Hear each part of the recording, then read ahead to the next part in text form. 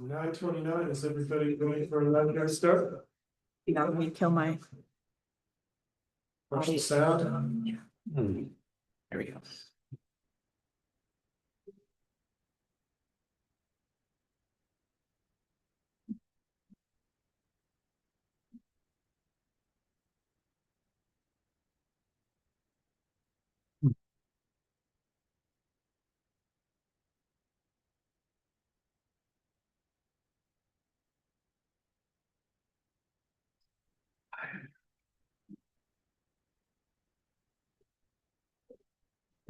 You can 10,000? More? I think we might be ready. 10,000 would be pushing it. Pushing. At least 5,000. That's a lot of meetings, Kay. That's Well, welcome to one more. veteran. Here we go. I am ready, Carmen. Let's start her up. Good morning, everybody. This is a regular meeting of the San Miguel County Commissioners. Today is Wednesday, June 17th. It is 9:30 a.m. Present are Commissioner Gleason and myself, Commissioner Waring. Commissioner Brown is traveling. We have a few folks on the Zoom. Welcome, everybody. We've got some members of the public and staff in the room. Welcome as well. We will open our meeting with a moment of silence for grounding and gratitude.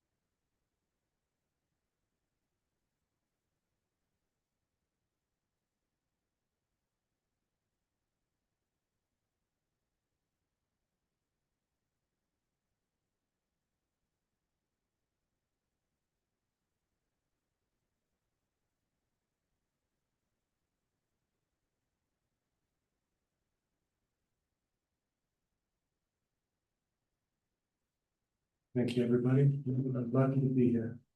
It is to a review of our agenda. Commissioner Gleason, do you have any suggested changes to today's agenda? I do not have any suggested changes. All right, I would like to pull item 6B from the consent agenda and move that to July 1st because we didn't get all the information in the packet. So, Okay. with your permission. Also, I'll check with staff, is there any other considered changes? All right, we will accept today's agenda and carry on. This is an opportunity for public comment for items not on the agenda. I am scanning the room and also the Zoom.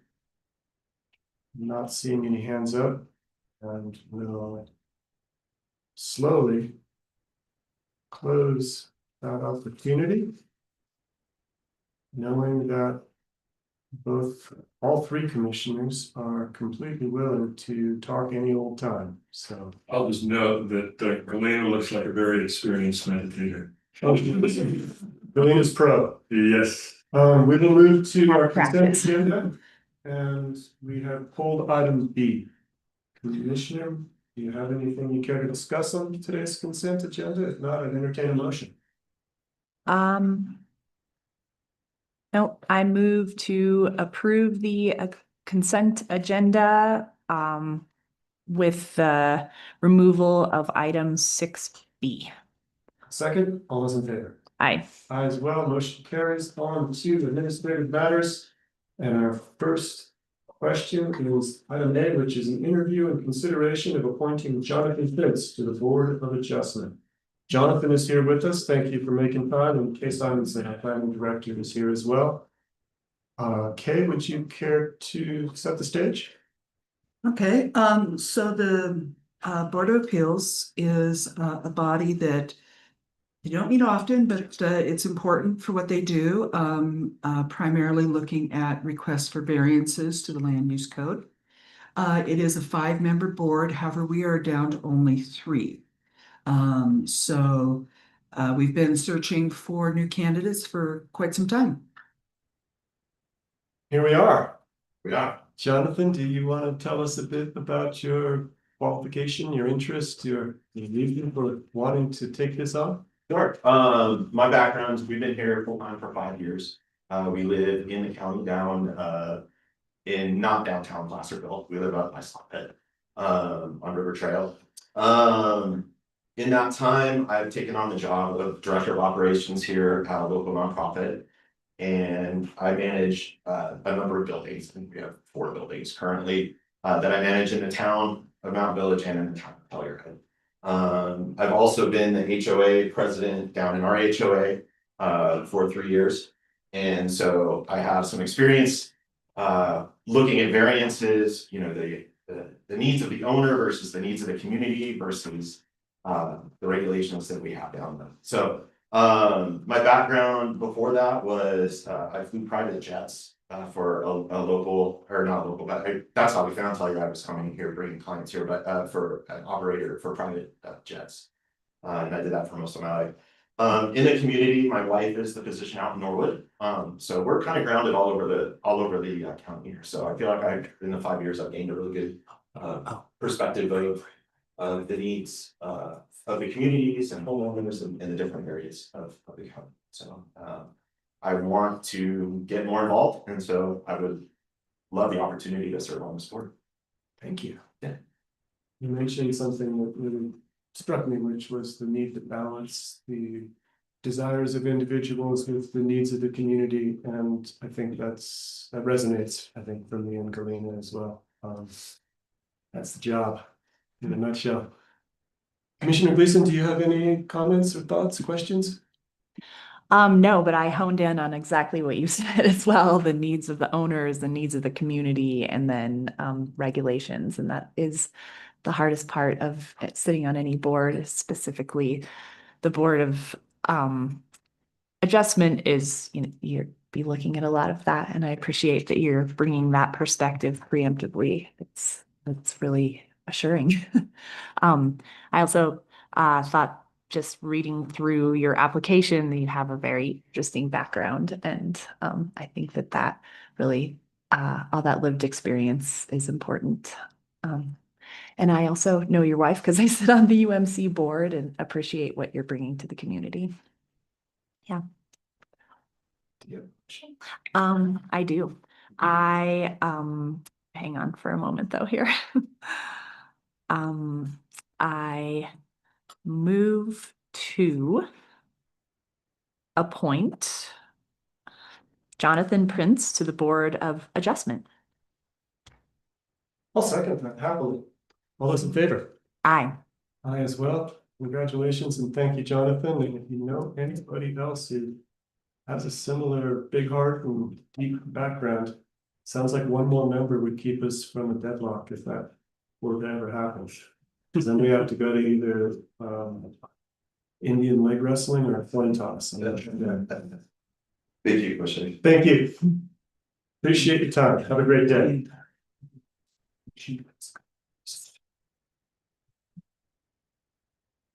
All right, we'll move now to item 7B, and this is consideration of the appointment of an alternate member to the planning commission. We have many applicants with us, all on Zoom, I believe. I see James Caruso, I see Bradley Johnson, and I see my friend Pete Johnson as well. And I know that Catherine Jett is not able to join us today. So Ms. Jett will be available on July 1st. And the plan is to conduct interviews with James, Bradley, and Peter today, and then pose the same questions, and we'll actually pose the same questions to everybody out of an interest in parity. We'll pose the same questions to Catherine on July 1st, and hey, we would like to make a decision on July 8th at our meeting in Norwood. We'll make that a special meeting so we can hold a vote. And that will allow all 3 commissioners to be present. Commissioner Brown is committed already to reviewing the transcript and watching the recording of this meeting, so she'll be able to make an informed decision. With that, let us start with one of our candidates, and we've got 4 questions for you, and I think Galena and I will tag team them. Mr. Caruso, would you care to go first? Yeah, sure. Great. Right here. Excellent. Nice to see you guys. Sorry I couldn't be there, but I'm actually in Denver. I'm on my way back from Nashville for a work function. So, you're right. Well, appreciate you finding a way to do it. Yeah, no problem. Terminal B. I know it well. I can picture it. Yeah, exactly. I'll start with the first question, Galena, and we'll Sure. just popcorn back and forth. That sounds great. All right. Mr. Caruso, what perspective will you bring to the board that isn't already represented by a current member? Yeah, it's a great question. So I think, I mean, there's a million ways for me to answer that, right? I think one of the other candidate who was there for, I couldn't quite hear everything you were saying, sort of balanced perspective. I think that's exactly right. I'm sort of in the same boat. So, you know, I was the chair of the Ski Ranches DRC for 5 years. In my tenure there, I basically had to modernize that system. We rewrote all the regulations. We rewrote all the fee structures and everything. And I think the challenge the county has is that, they're always trying to make decisions by consensus, right? Your consensus, committee consensus, and residents consensus. And it's a tough challenge, clearly, especially when you talk about, workforce housing and all the rest. And I think, it's just trying to build a consensus inside the community so everyone feels like maybe nobody won, but nobody lost, right? So it's something where everyone sort of walks away and like, okay, well, this is something we can all live with. And I will say, I think for me, based on my background, and I think I shared some of this background with the form that Kay had sent. So, I spent the last 15 years of my career working in and out of Japan. And, there's probably no one else that has that sense of what that's like. And, Japan is a great place, but what you've got to recognize on the business side is everything in Japan, every single decision is made by consensus. And there's no way to get around that.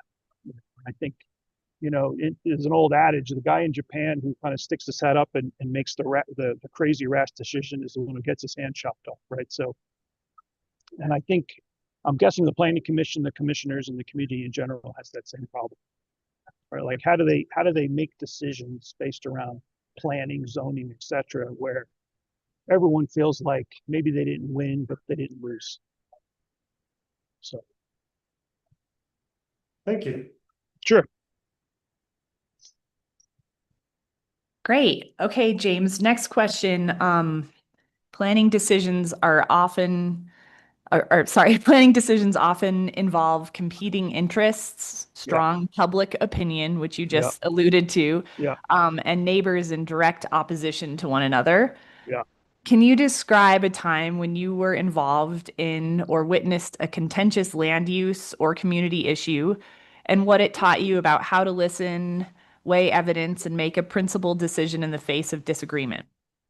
Yeah, actually, yeah, several of those in my tenure as the Ski Ranches architectural chair. So, if you're not familiar with Ski Ranches, we report to the HOA president. We're responsible for making sure that things are built in ski ranches to live up to the expectations of the sort of, and keep, the look and feel of that community, while also considering the rights of the owners, right? The property owners, right? So actually, right before I resigned, which was about a year ago now, I don't need to name names here, but we had a resident who I know quite well who, speaking of variances, wanted to build a separate structure, detached structure, and he was asking for a variance from Ski Ranches DRC board.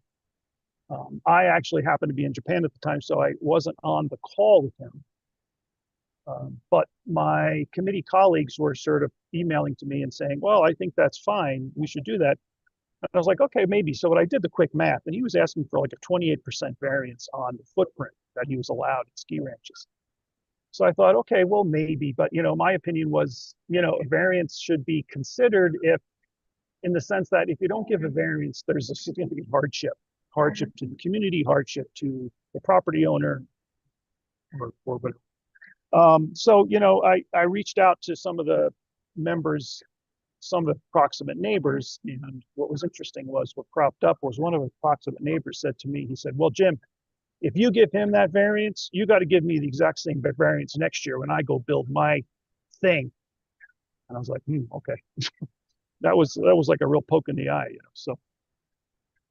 So I, instead of just communicating, no, we can't give you a variance, that wasn't appropriate, right? So I had to meet with this guy and sit down with him and explain. And he was pretty upset at first, but it just all comes down to communication. Again, it's building a consensus, right?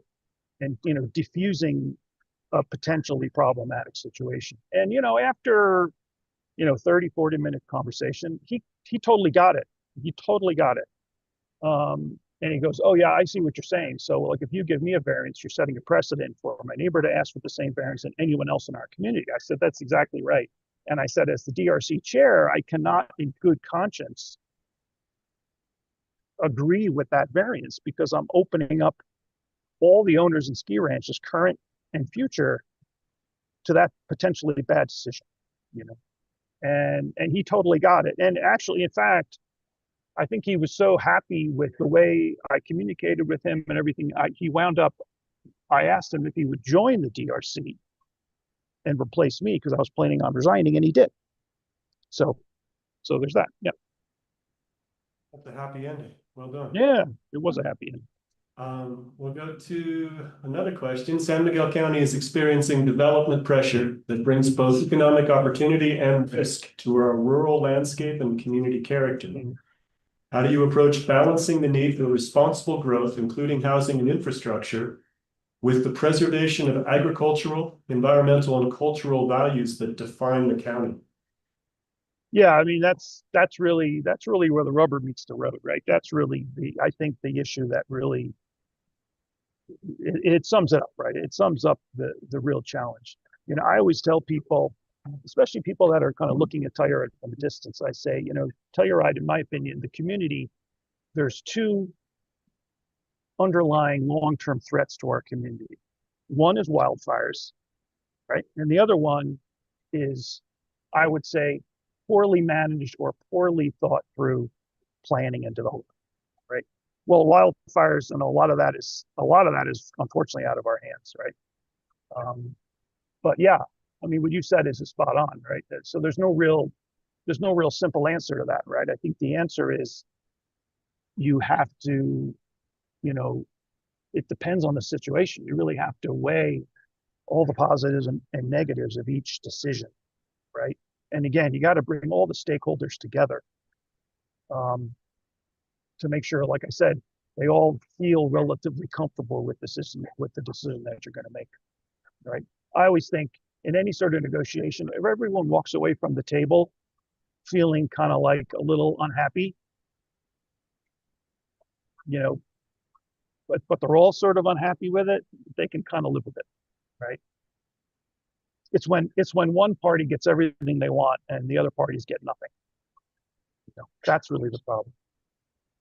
And I think, in terms of the, and that's really one of the reasons why I was interested to get on the planning commission. I've heard a lot of rumblings about, we need X number of units for workforce housing and all these things. And I just don't know, I haven't seen those numbers. It would be interesting to really understand, not just what are people saying we need in terms of units, but what do we really need, right? What do we really need? And there should be a range there, right? It shouldn't be like a 1 or a 0. Right? It should be a grayscale there of what we need. I think we have to think about how do we balance that. Maybe you do it in stages, right? Thank you. Thank you for that thoughtful answer. Sure. We've got one more question for you. Sure. All right, so the Planning Commission is responsible for interpreting and applying San Miguel County's land use code, master plans, and state and federal regulations. What is your familiarity with the land use planning principles and local regulatory frameworks? And are there specific areas where you feel your background would be particularly valuable to the commission? Yeah, another good question. I'll be honest with you, I haven't read through all those documents, obviously. But I certainly can do that, and I welcome the opportunity to do that. I was quite involved with the ski ranches end of this a couple of years ago when, you guys were kind of cultivating that East End master plan. And a lot of the ski ranches people, I don't know why, maybe because I was the DRC chair at the time, but they sort of put it on my shoulders to bear the burden of that for all of ski ranches, right? And I think we did that for sure. Ski ranches had a big voice in that, community decision and community outreach and community communication. So I am somewhat familiar with the East End master plan and all the thought that went into it. Again, the issue of, I know you guys hired some consultants and looked at how many units there are needed, how many are scheduled to be built. I would love the opportunity to dig back into that and really understand that grayscale of what those are. Thank you, Mr. Caruso. Really appreciate you taking time in Concourse B to join us today. Yeah, right. As I mentioned, we're going to delay decision until July 8th so that we can conduct all the interviews, and we will be in touch. Okay. You're welcome to join us in Norwood, but we will also, let you know our decision via email or phone call. So if you can't make it out on the 8th, we'll still keep you posted. Okay, that sounds great. And I think you guys have my contact information. So if you have any other questions or thoughts, just give me a holler anytime. Thank you. Appreciate it. Thanks, guys. All right, I'm going to drop off. Thank you. Bye. Commissioner Gleason, we have two more candidates. One is Pete Johnson and the other is Bradley Johnson. Bradley. And they're both with us. Do you have a preference as to who to go next? I have no preference, no. All right. Let's go to Pete Johnson because he's right there on the Zoom in front of me. Good morning, Peter. We'll ask you to unmute. It'll just be a moment. Good morning. Can you hear me? Yes, sir. Loud and clear. How are you? I'm excellent. Thank you Good. guys for the opportunity to speak with you. Glad you're with us. We're going to ask the same questions, so you've got a bit of an advantage because you can have foreknowledge, and we're going to mix them up this time so that it's a little harder for them. We'll start with the question at the bottom. Galena, I'm going to take it, and then you can just choose one, and off we go. Pete, the Planning Commission is responsible for interpreting and applying San Miguel County's land use code, master plans, and state and federal regs. What is your familiarity with land use planning principles and local regulatory frameworks? And are there specific areas where you feel your background would be particularly valuable to the commission? Well, thank you. That's a great question, and I do have an advantage of hearing it before. I have been familiar with the local land use code since 1988, when I started a real estate business in Telluride that I still maintain at the age of 23. I began the business focusing on land in the county. I am familiar at that point. 38 years ago, I mapped every parcel exceeding 35 acres in the entire county and studied each one. So I established that background, and I had been working with issues with the land surrounding Telluride in the county since 1988.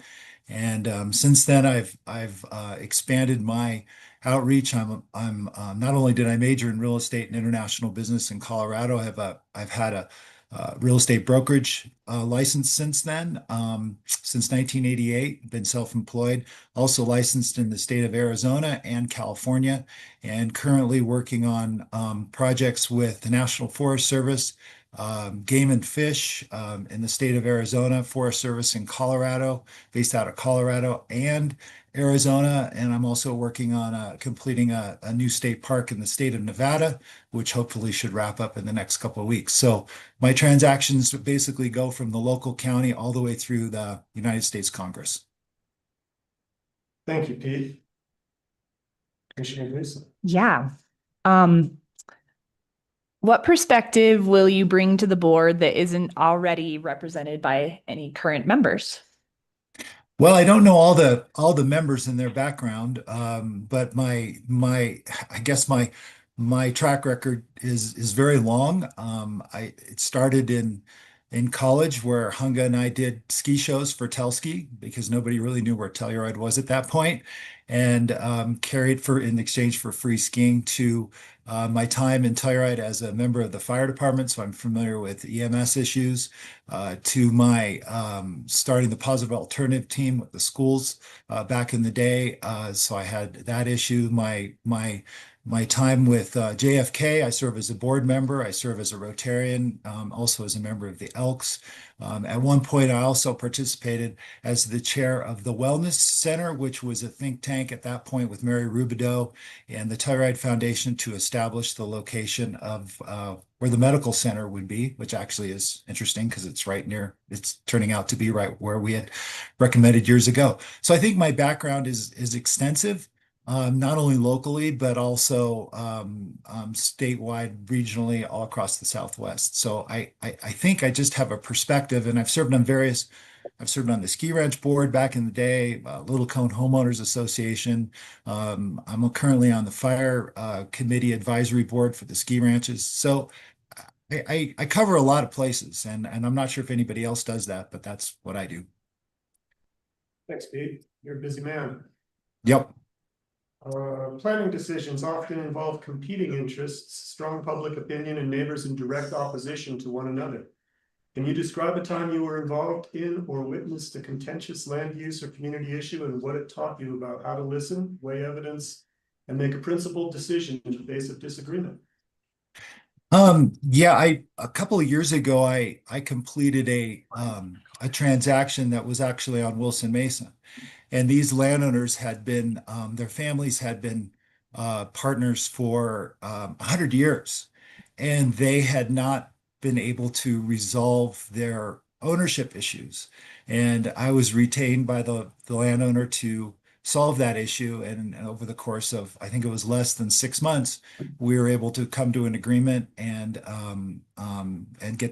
get that issue after 100 years of contention resolved and done. That's a local issue. I also have dealt with very difficult owners on land use issues in multiple states and their conflicts with the federal authorities, and been able to move through those as well through my completion of the land and water conservation acquisitions by the Forest Service in northern Arizona as well. After 40 years of disagreement, was able to get those folks to agree as well.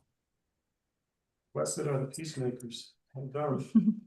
Alina has one more question for you. Yeah, thanks.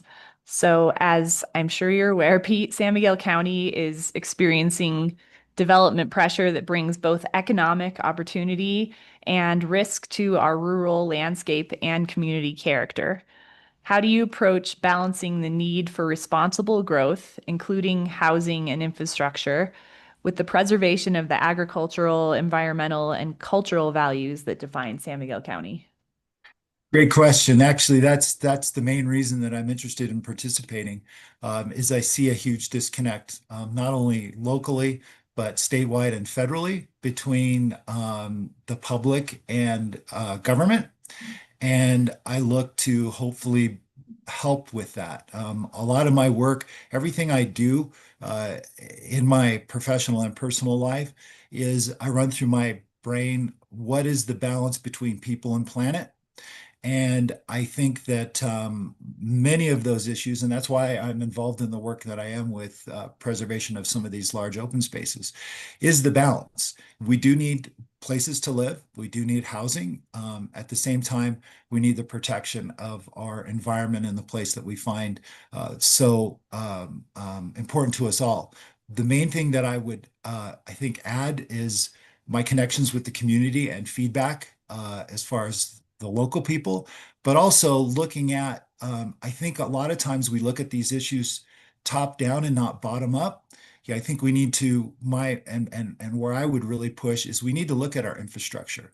We need to look at our water. We need to look at our wildlife and our traffic and build upon that versus top down of the pressure of whether it be businesses coming into town or whatnot. We do need a balance. Of course, I realize that, but I also would be an advocate for the silent voice, and that is our planet, you know, that often gets overlooked. So I would like to start with the infrastructure and focus on that, and then go from there on what we're capable of sustaining versus the demand and pressure of what is put upon us. And I've lived in Telluride from the very beginning, where doing the ski shows, we beg for people to come here and trying to get that balance of people and planet. That's what I would do.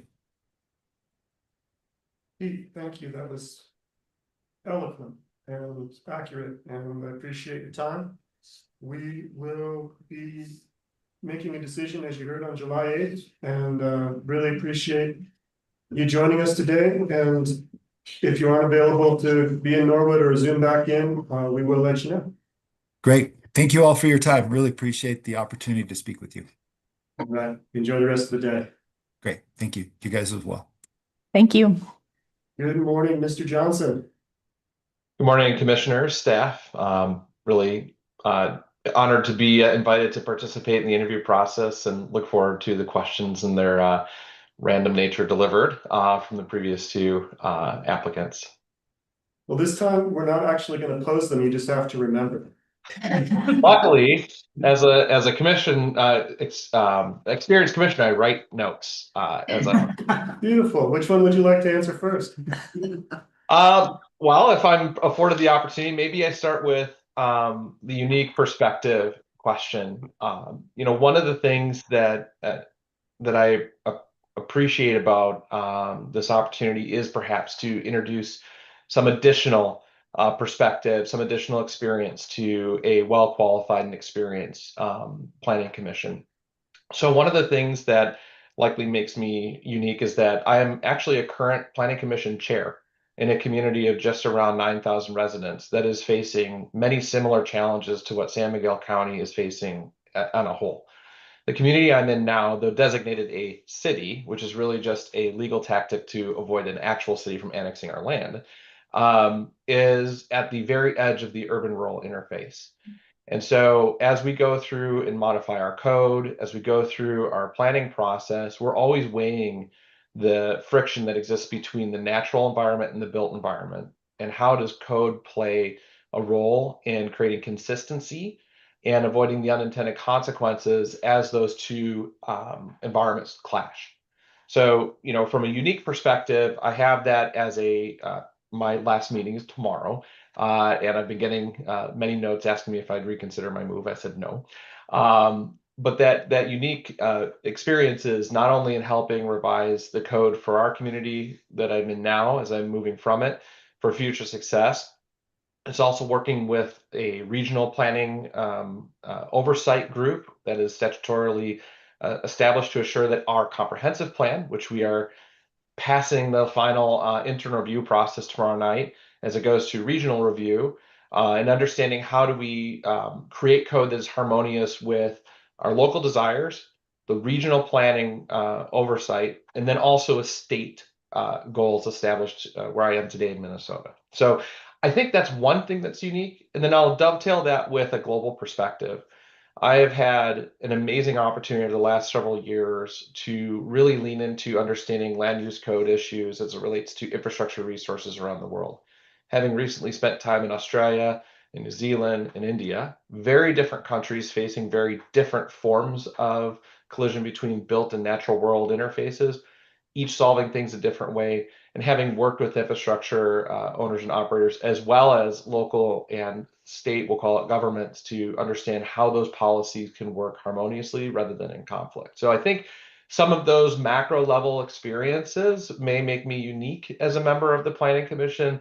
Like the other applicants, I haven't had that opportunity to research everybody's biography, but I have a feeling that perhaps there is that opportunity to bring that experience, but tempered with the humility to know that I am relatively new to the area, but I'm invested in the long-term success of the community. I think I've told my new neighbors I'll be leaving San Miguel County probably under my own power someday. So I'm definitely vested to be able to tell those 20, 30-year stories that I've heard others bring up this morning. Thank you. What's your next pick? I think that I'd love to answer the question about difficult situations. Because as you can imagine, as a chair in a developing community, there have been plenty. And in working with our elected officials, right now, the way that our code review process works, unless something is triggered by a legislative action or by a specific appeal by the community, the mayor and the council selects various portions of our code and asks us to review it. And so one of the things that we reviewed a few years ago was the minimum lot sizes.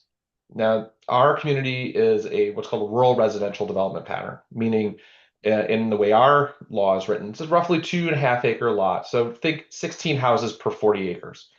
And there was a push by some long-term residents to increase that to as much as 5 acres minimum, and by developers to decrease that to half acre.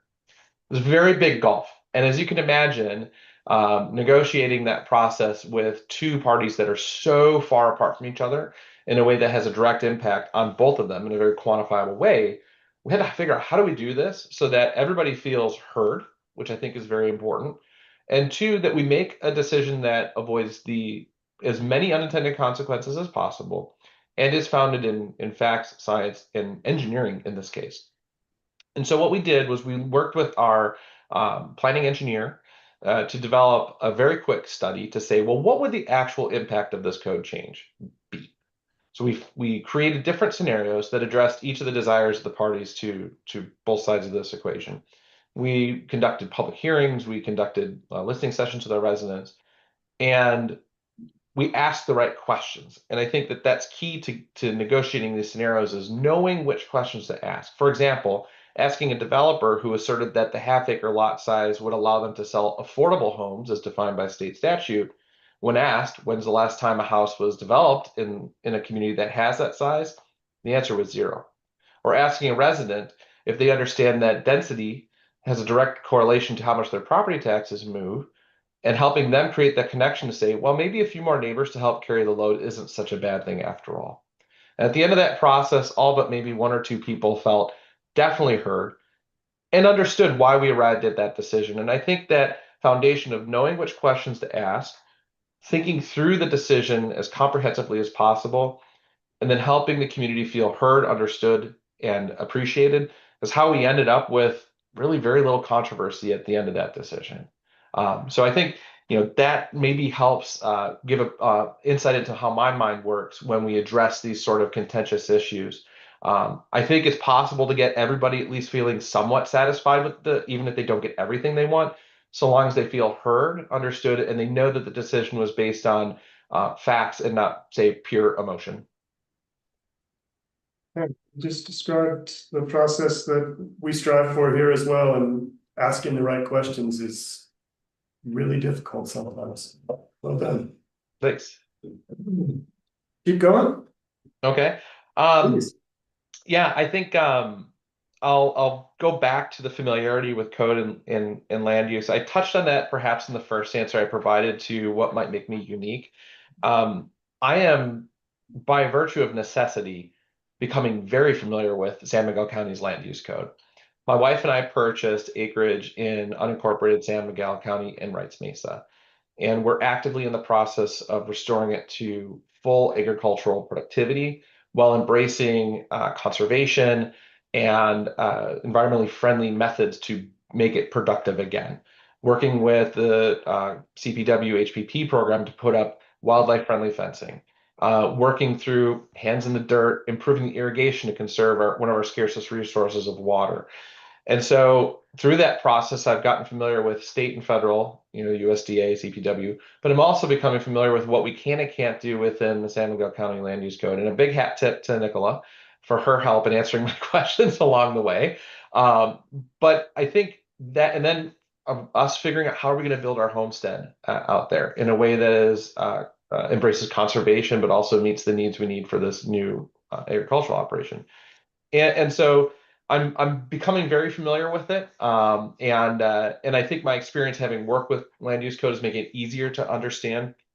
With code and land use in general, I'm very familiar with how the local code has to interface with state law and with federal policy as well. I've consulted various executive branches at the state level on how their policy impacts land use code, the Commonwealth of Pennsylvania being one of them. In their case, they have goals to balance the environment and economic development. So talking to them around energy and how you avoid some of the mistakes of the past. And then I've had the similar discussions in interpreting states in Australia, how their law is impacting energy codes and those sorts of things. So I think the familiarity branches a lot of different little conduits, if you will, from that perspective. And discreetly to San Miguel's county code, I'm on the front line of using it. So I would say very relevant and very recent experience with not just what its goals are, but how it impacts somebody who wants to develop in a responsible way.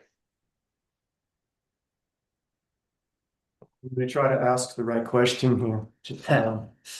Based on your experience out in the greater world and your current experience with the San Miguel County Land Use Code, I'd be curious to hear your comments on the code you're working under. Yeah.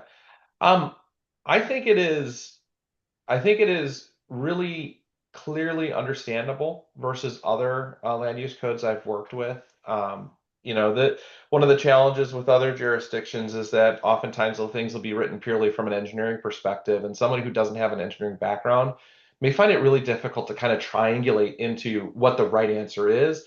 But somebody who is, say, a career planner or a civil engineer might go, well, that's easy. That's like 101 level university class things. I think I found that the code is easily understood.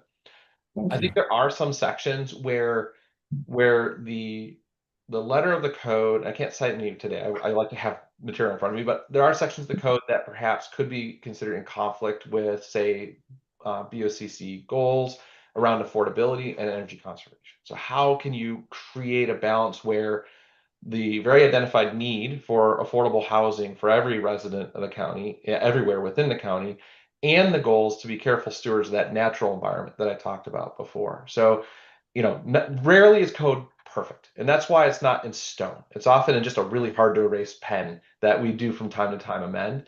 And so I think that there are some opportunities there to weigh those things, have really great community conversations to help do that. And the last thing is, how can we help make it so that the code and the processes are easily understood by amateurs? I'll consider myself having been an amateur, not a certified planner or civil engineer, so that when applications for variances or development permits are brought to county staff, that it's done in a way that doesn't create excess burden to what I'll call a small but very mighty team who addresses this. And if the county is to see the type of development that's needed to reach the housing goals, we're going to see more and more applications come in. And so the more consistent, and we'll say 89%, 90% fidelity those initial interactions can be, that will reduce the workload on staff, hopefully improving quality of life as well. You don't want to carry that stress home.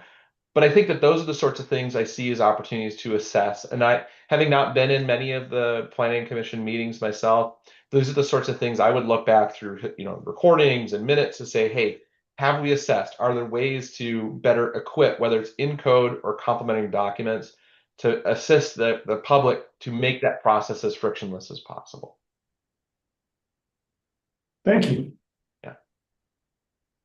I think we have one more question. It seems like you've touched on parts of it throughout the conversation here, but if you want to take on this last question, please do. Okay, I think the last one was the balance between the built and the natural environment. So I've been thinking about that a lot, actually, following what the conversations are in Norwood. So my wife and I own a home on Natarita Street in Norwood, in addition to our land. And the greater conversation in the county around the scarcest resource of water that's available. And as I think about that, this is where the engineering mind in me triggers and says, well, let's start with a really good, reliable baseline. And so if we truly understand our aquifer, we truly understand the cyclical nature of the environment and as it changes every year, back and forth. A lot of us are hoping for the super El Nino to dump lots and lots of snow this winter. I think about how do we build that baseline to then build up from to make logical decisions against. So rather than just saying, well, we know that the Gurley Ditch flows so many acre feet a year on a snow, or we know that we have to build a pipe up from the San Miguel River for, City of Norwood to tap into their water rights. It goes beyond that to say, well, what are those things? So building that foundation allows us to make smart decisions, avoiding as many unintended consequences along the way as possible. And I think that the balance also has to include economic vitality for the county as well. Because if nobody can afford to live here, nobody can live here. And so how do we build a local diverse economy using the land use code as an enabler while avoiding the unintended consequences and negative impacts on the natural environment? And so I look at it through that additional lens to say, how do we make housing affordable so that it isn't unaffordable to hire, people and attract them to our county? How do we build that vitality? Because you have to have all three of those legs pulled together. I myself am a conservationist. I was really excited to see that we cut about a third of an acre foot of leakage out of our ditch. For anybody here who's familiar with water, it's a lot. And I think that if we ground ourselves in the fact that we have to live here, this is the environment that we exist in, and how do we support living here, both in the way we use our land, and then also how do we support community vitality? If we can work that iron triangle together and break the idea that you can only have two of the three, I think that's how you create that balance. And again, it goes back to what I started with: asking the right questions, understanding the community, being open to being wrong, and being shown new information you didn't have before. I think that's the foundation that you then create that balance.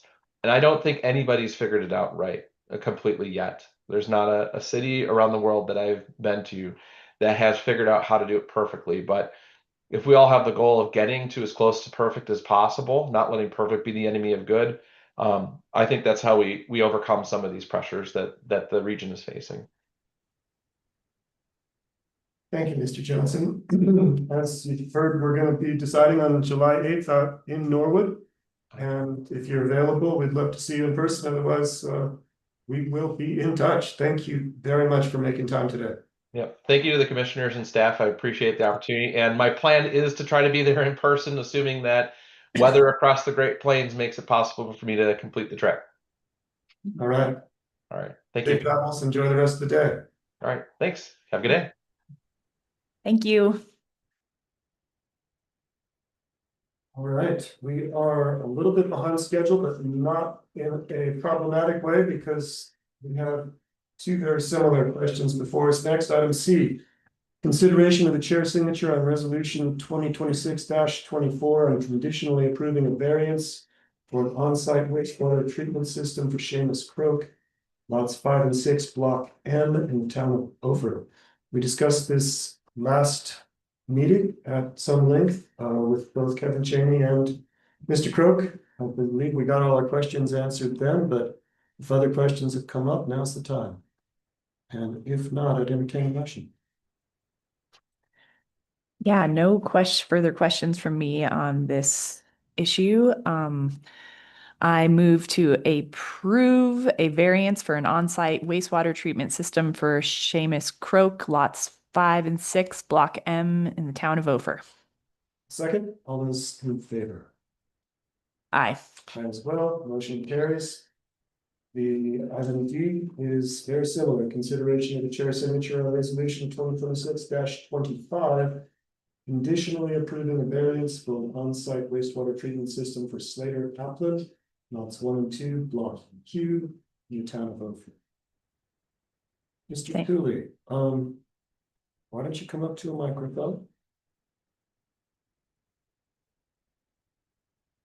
Just very briefly, I would just note the potential that has not been evaluated in the town of Ophir for additional workforce housing. Workforce housing that could be supported by the development of a actual sewage system in the town of Ophir. Thank you. Thank you. You are correct. With that, Commissioner, do you have any questions on the proposal? If not, No, sir. I move to approve resolution 2026-25 conditionally approving a variance for an on-site wastewater treatment system for Slater Applin lots 1 and 2, block Q in the town of Ophir. second, it's in favor. Aye. I as well, motion carries. On to item 8, which is an affordable housing update with Drea Alizia, a housing specialist. Morning, commissioners. Thank you for your time. So in today's packet is a memo that provides a Q1 recap and Q2 progress and outlook for our county affordable housing efforts. So I'll just walk through my updates and then I'm happy to have a discussion or address any questions at the end. Diving into our housing projects, we have 3. We have our Ilium on-call affordable housing project, our Deep Creek Workforce Housing Planning Project, and then the Pathfinder Housing Project. So with Ilium, this project is in progress. We've completed work sessions with the design team, received approval from the Ilium Park Owners Association Board for a lot line vacation. We submitted a design review application to the IPOA Design Review Board and received approval from them after 2 meetings. On June 4th, we submitted our land use code application for a subdivision exemption going back to that lot line vacation. And we received certification from our planning department to move ahead. Next steps include a public hearing meeting with the BOCC scheduled for July 15th. Our design team and contractor are concurrently updating the design documents from 60% to 100% construction documents and working alongside ProSet for that guaranteed maximum price. Staff will review the GMP budget, funding sources, and return to the BOCC for an in-depth discussion on next steps. We're currently aiming for late part of July for that. There's also an option to submit a development permit to begin civil work on the retaining wall and the rockfall fence to get ahead on the project. We will determine that path after we receive our CDs and GMP.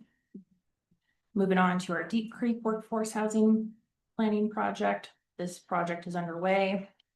Following proposal review, interviews with the 4 firms, and the scope discussion, we selected Caddis on May 19th.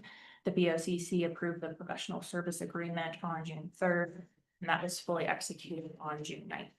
We had our virtual kickoff meeting on Monday with the Caddis team, CDOT, county staff, Jared, Mike, and myself. That meeting consisted of just high level laying the base work on scheduling, communication preferences, and then setting up our next set of meetings to really dive into project specific questions. So our next action items for that include providing Caddis with survey details, anything additional on the project, as well as CDOT will be providing documents that may have not been included in the RFP. We'll determine if we need a survey, specifically a topo or an Alta survey. From there, we will also make some changes to the schedule to develop the consolidation plan, the operation site plan, and our housing construction timeline as well. So it will become a very detailed schedule as we move forward. We are looking to have a strategy design workshop the late part of July, as well as a site visit. So I'm moving ahead with that. Moving now on to Pathfinder. This project is in progress, pending completion of well testing. Wright Water Engineers recommended Valley Pump. As a reminder, we did move ahead with them on May 27th, executing a professional service agreement for the aquifer well testing. Valley Pump is currently waiting equipment delivery, which is slated for the late part of this month. Anticipated testing is gonna be early part of July, so after the holiday.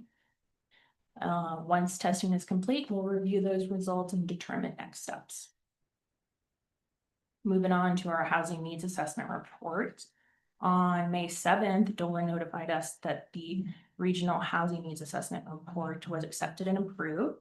So this confirms that San Miguel County, the town of Telluride, and the town of Mountain Village are compliant with the housing needs assessment requirements.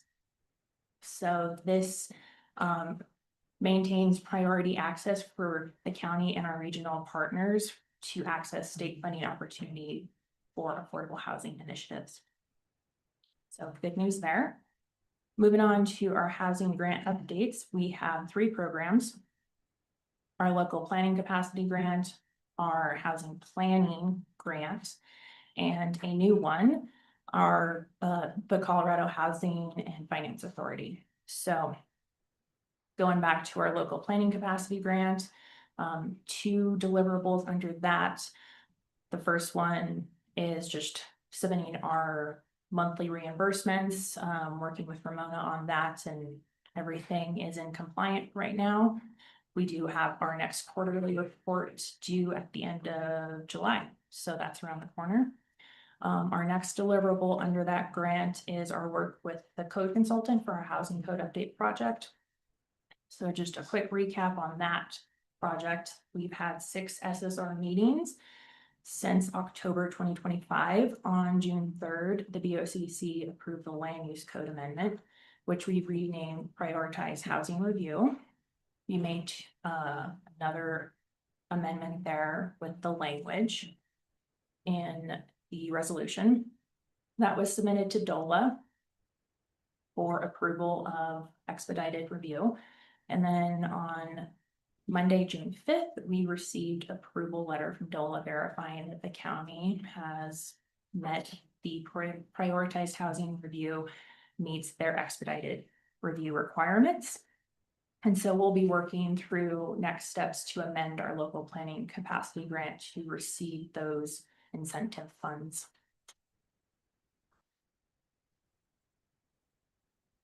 And then for the remainder of our housing code update project, we'll focus on reviewing and finalizing our preliminary code audit report. The next SSR meeting is anticipated for mid to late July. Dates are to be determined.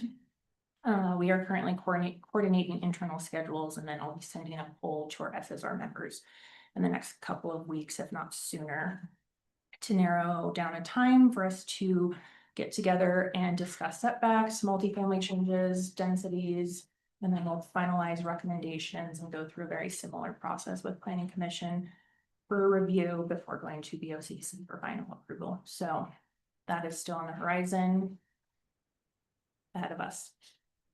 Then moving on to our housing planning grant. So just as a recap, we did receive that award and then we executed that agreement on June 2nd. We will use those funds to hire a consultant to develop a housing action plan that will provide a roadmap to meet the needs and meet the statutory deadline of having a housing action plan in place by July 1st, 2028. We will begin preparing our RFP for consultant services with a targeted publication date for mid to late July. And then our Colorado Housing Finance Authority Small Scale Technical Assistance Program, that is a mouthful. We submitted a pre-application on May 27th, and then we met with Chris Lopez from CHAFA on June 8th, and he confirmed we're eligible to proceed, but wanted us to refine our application approach to better articulate how we anticipate using the funds if awarded. So we did revise our approach and did submit that this week.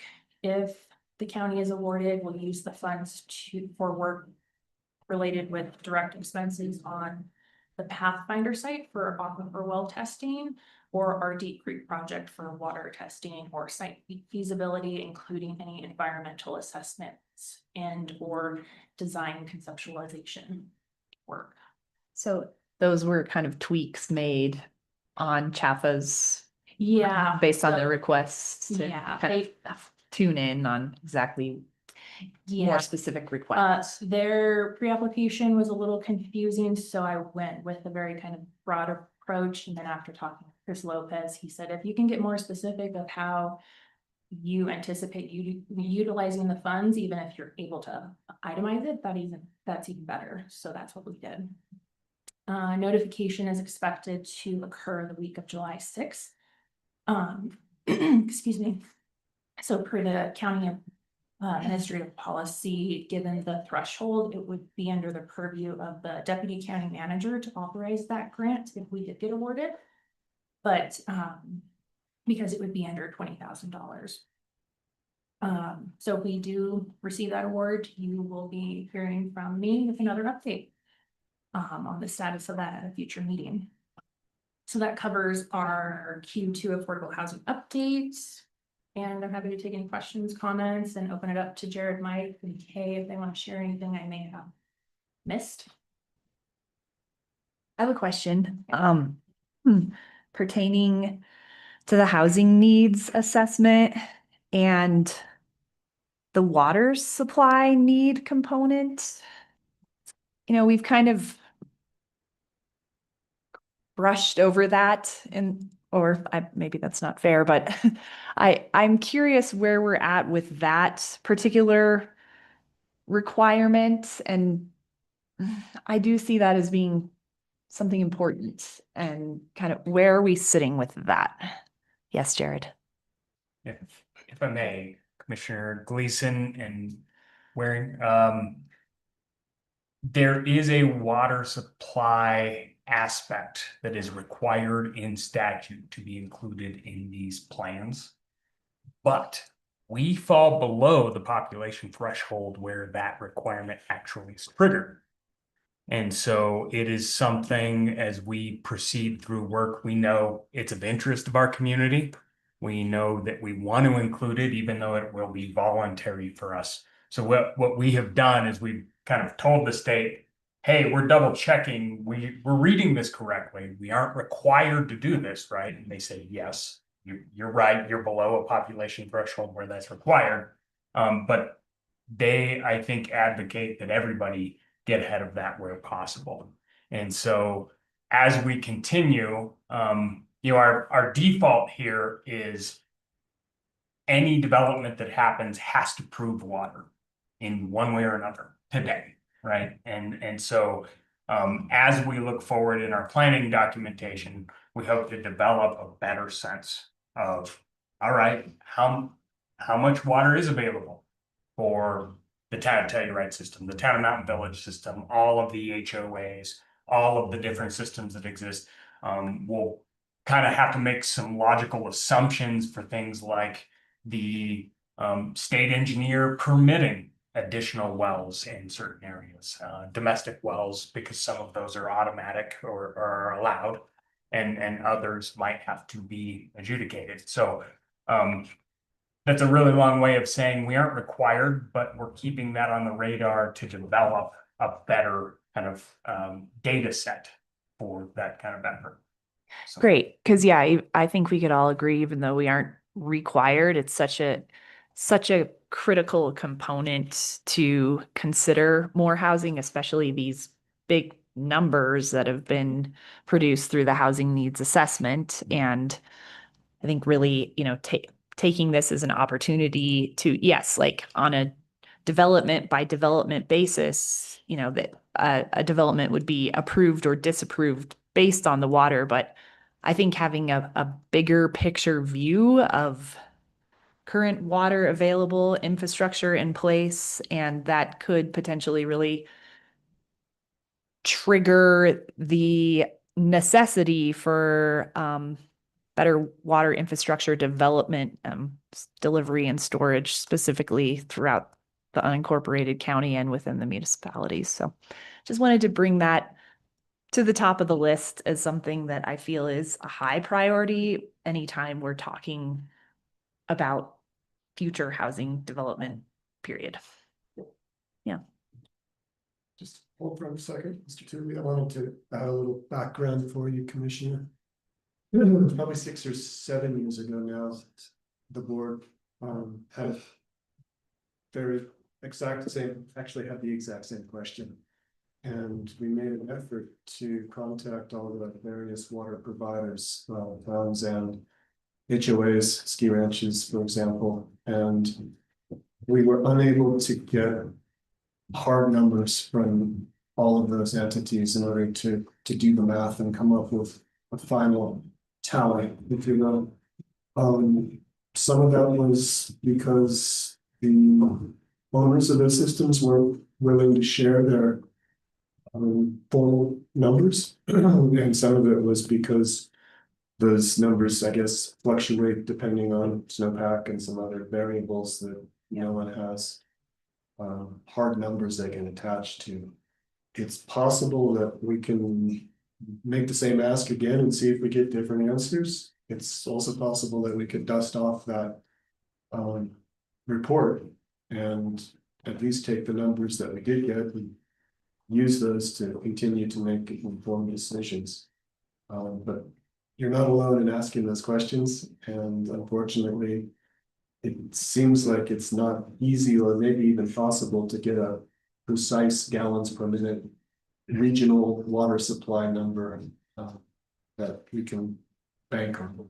Yeah, thanks for that background as always. But historical knowledge is really important, and it has been something that I've heard from the public quite a bit in the last couple of years.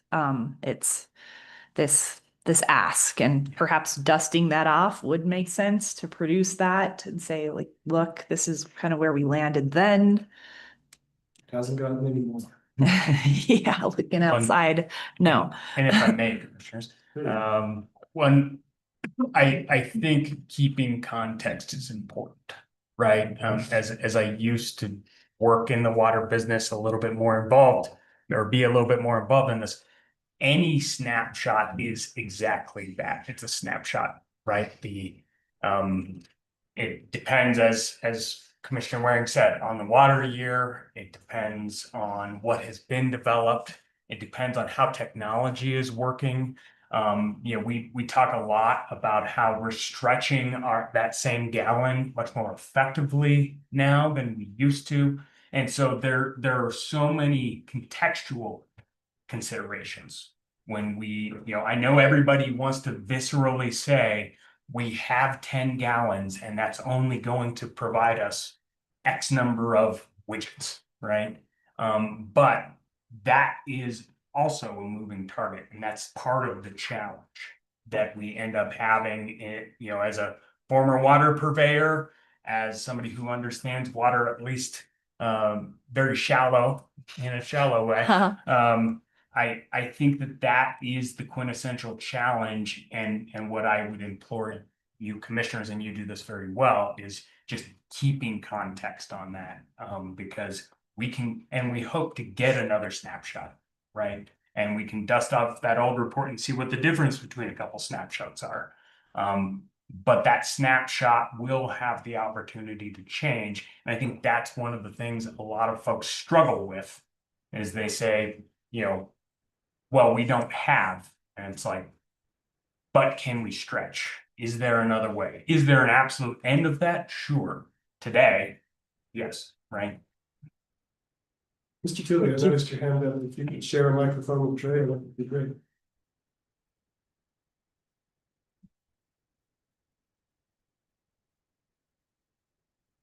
To be kind of abstract here, philosophically, methodologically, there's I think a frame that should be brought to the issues that you're raising. We're talking about inductive reasoning versus hard and fast logic. And you're creating hypotheses of what would be a possible solution, as opposed to applying just strict law on what that 10-gallon bucket is.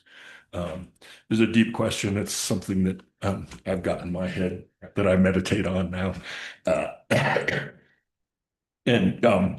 I think that might help to come up with a solution to these questions.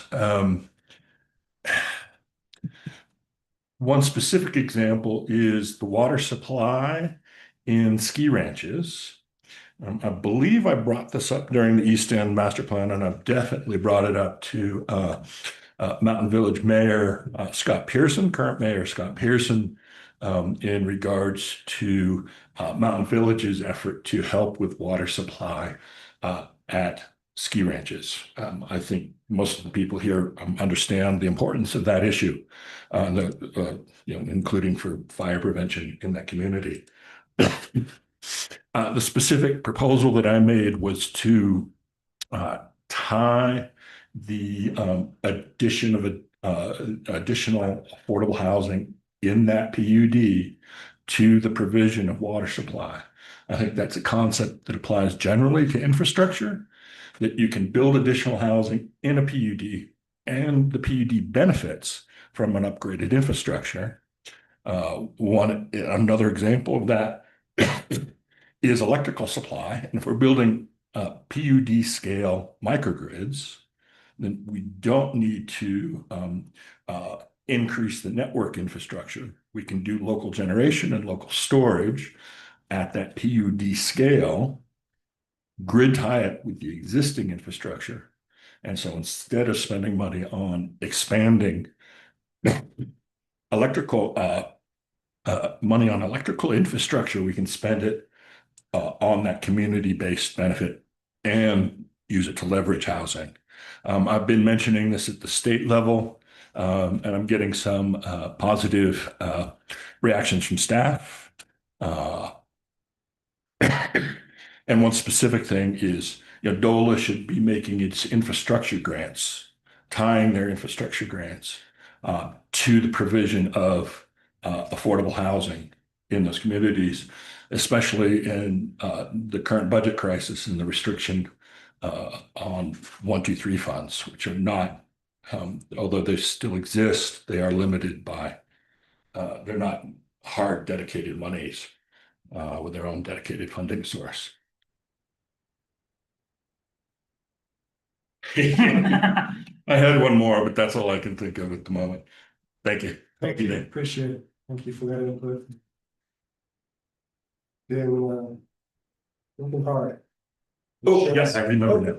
Jump in, one more. Bradley Johnson is an interesting person, new member to this community. I think he has some experience, political experience that will be of value here.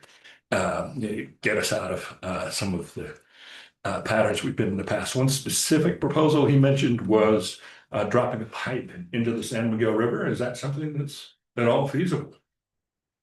That's a long. We can talk about that. Whole another session. Yeah. You gotta get the right. An engineer. We got it. Yes. Oh, engineering, yes. Yeah. I think it's a water race. Colorado, I don't know. All right, any other questions for, I see Kay's hand up, go ahead, Kay. Yeah, regarding the housing code update, we're at the point where we need to be scheduling some meetings. Specifically, we want to schedule a joint BOCC Planning Commission meeting. We have been targeting July 22nd, which is one of your work session dates. But our consultant is not available that day. July has 5 Wednesdays. So how would you feel about July 29th? Commissioner Gleason has a thumbs up. I didn't see anything on the internal calendar, so. Confirm. I believe that's gonna be Rudy. And of course, I need to talk to the planning commission too, but Yes, taking the chance while I'm here. understood. What would that be again, Kay? I'm sorry. It'll be a housing code update joint work session. That works well for me. Okay, I will reach out to the planning commission today and let's hopefully get that inked in. Great. Thanks, More than Kay. penciled in. Sure. Yeah, thank you very much for coming and for our wide-ranging conversation off of your Q2 report. You're welcome. I appreciate your time. Good work. Yeah, thanks for all you're doing. Been busy. All right, beyond manager matters, we have an A, consideration of a letter of support on behalf of Region 10 for the enterprise zone boundary amendments for San Miguel County. Mr. Bordone. Good morning, Commissioners. So we were notified by Region 10 that due to our declining full-time population, San Miguel County is eligible to expand the enterprise zone, which had previously largely been Norwood and the west end of our county, all the way to the east and east end of our county and the entirety of the county. This would be a large financial benefit to our businesses and nonprofits if we were able to achieve that designation. They're asking us to gather letters of support, so I've started working with the Town of Telluride's Region 10 rep, Mario Stark, to gather those letters of support, and that is a draft of what you see in front of you. It provides incentives to businesses to add employees. It provides tax credits for those businesses, as well as tax credits to individuals donating to eligible community benefiting organizations, such as philanthropy that is shown to directly benefit our residents. So it's if we can achieve this, it would be a welcome addition for any business in our county, especially those on the east end that have not had this ability previously, as well as our nonprofits, which rely significantly on fundraising. So happy to answer any questions. But I would, again, I think that this is a benefit for our business communities throughout the county. And just to be clear, this letter that was supported or supplied in the packet, that it's kind of a work in progress, as you just alluded to, or is that pretty ready to shoot off? We can remove the draft watercrest and send it. Okay, well, great. On that note, I'm ready to make a motion. Great to hear. Okay, I move to approve the letter of support on behalf of Region 10 for the enterprise zone boundary amendments for San Miguel County. Second. It's good Aye. as well. Motion carries. Thank you, Mike. Thank you, Galena. Under consideration of the floor replacement, San Miguel County Courthouse, on the amount of $51,000, $51,116.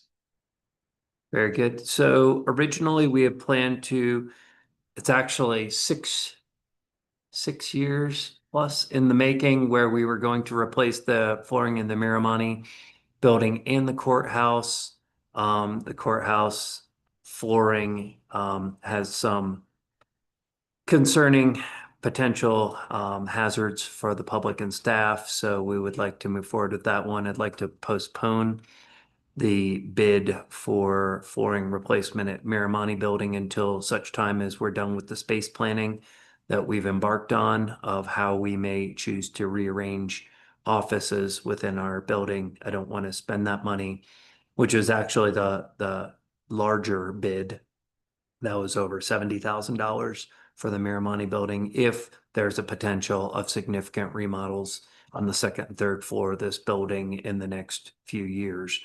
So we're requesting your permission to move forward with award of this bid. We did put $70,000 in the capital fund budget, so we're just under $19,000 in savings on what had been budgeted for the courthouse. And I know some folks might remember that we have a sewer pipe that we're going to be replacing. This area would not be affected where we're replacing the flooring, to still facilitate that sewer pipeline repair to the bathrooms in the courthouse. Do you have any questions? Will the replacement flooring, I think I read it was some choices of carpet. and- There were two levels Yeah. that they were presenting. Greg, our facilities manager, has recommended the lesser cost bid. And that is a combination of laminate vinyl flooring and carpet. We're going for sturdy. We're going for sturdy and cost efficient. Commissioner Gleason, any questions? No, thanks for the clarity though on the courthouse versus the Miramani building. I knew that, We- but yeah. that was good clarification for the public to We understand will because what's absolutely presented have to here. replace the flooring in this building. I just don't want to do it twice. Right. Yeah, if we don't have to. Yeah, and when I was reading through the proposal, it made sense to me, not just from an economic standpoint, although that's always top of mind. Mhm. But it sounded like option B offered lots of really good, sensible choices that are also going to be really durable and look nice as well. And so it wasn't like choosing the lesser option, but it Yeah. was a little less expensive. And the company in question has significant, not only longevity in business, but also experience in replacing flooring in public facing buildings. So we have a pretty good confidence that they understand the scope and can complete a project that's going to suit our needs. I do have a question, not that this is Sure. really here nor there necessarily, but Yeah. just reading through what the contractor provided. I'm assuming they understand the housing challenges here and have worked through that. I hope that they can, I find. did speak to Greg about that and they had Yeah. investigated that before submitting their bid. So Great. they are, That gives me some peace of they mind. understand. Good. There are no cheap rooms in Telluride. And they're actually planning on, I think, basing out of Norwood while they're doing this Okay. replacement. Mr. Tulip?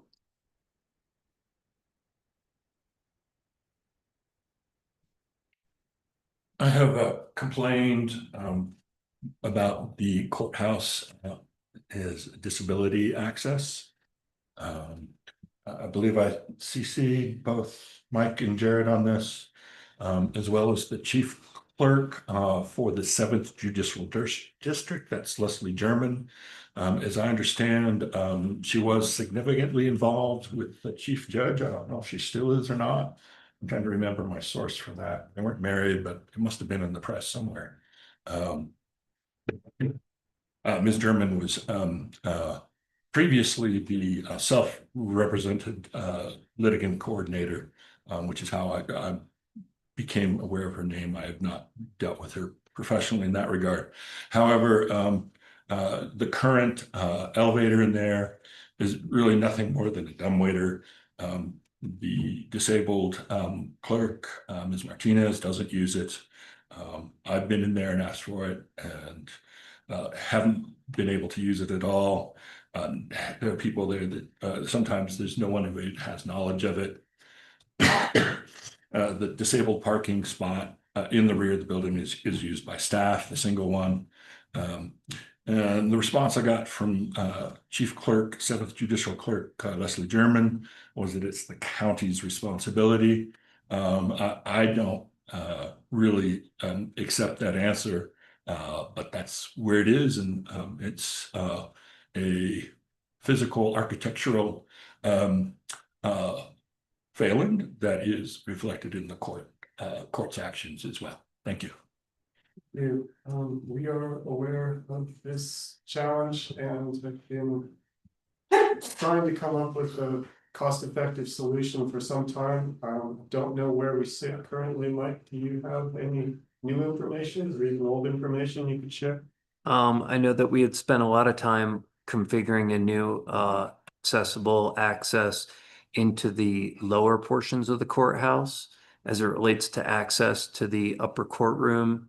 That we have not come up with any better solution yet, but I think ultimately that installing a real elevator at some point in the future would be the most likely situation. But that's going to be a significant Remodel. and Mr. Tully, Yeah. in response to your question, I think we share your concerns. I do know that we are studying the parking in the back of the building and attempting to magically create some more spaces. And it's not full magic, it's just reconfiguring. As far as the staff unaware of the existing lift, that we can change. And while it is suboptimal. It is what we have for now, and we should be able to get everyone in the building aware and able to make that function as best as possible. But noted and appreciate your remindings. Thank you. Mr. Bardonio, do you have other? I do. Oh, wait, we need to finish our still motion. finish Yes. this, yeah. Yeah. Let's run that. So I move to approve the award of the floor replacement project for the San Miguel County Courthouse to Continental Flooring Company for option B in the amount of $51,116, subject to final contract negotiation and required insurance and certifications. Second. All those in favor? Aye. Aye. All right. Flooring contract is in process. Mike, do you have other Yes. matters? Thank you. Sure. Just a few other items in your consent agenda today. We had the letter to the governor requesting from the western counties in the state, especially those that are affected by the Enterprise pipeline, but also some that where the pipeline doesn't exist in solidarity, requesting that we have much better communication with the pipeline operators, given the spill that occurred on the southern Ute Mountain tribe property and in La Plata County, that is still not fully rectified or remedied. There is a extremely small portion of the pipeline, approximately 2 miles, that goes through southwest corner of San Miguel County. We don't have any indication at this point that the pipeline is leaking in our area, but we definitely don't want to find our residents in a similar position where their groundwater is being affected by a gas pipeline spill. So I want to make sure that folks noted that, given that it was on the consent agenda. I also was relooking at our Secure Rural Schools funding election form, and I met with Mia Gonzalez at the state regarding, in the past, we had elected the 7-year rolling average formula, and we passed along 85% of the schools and kept 15% for administration. And the numbers have changed somewhat, so that's approximately $18,000 a year. If we elected that, we can elect the full year payment of not the average of almost $56,000 if we form a committee with the schools. And so that's I'm not asking for direct a recommendation, but I wanted to apprise you of this, that my intent is to change how we're electing to receive those dollars to pass along more money to our schools. It is distributed on a per pupil basis. So it would be that distribution between Norwood and Telluride School District, but a fairly significant increased amount of dollars that could go to both schools. So wanted to inform you of that as well.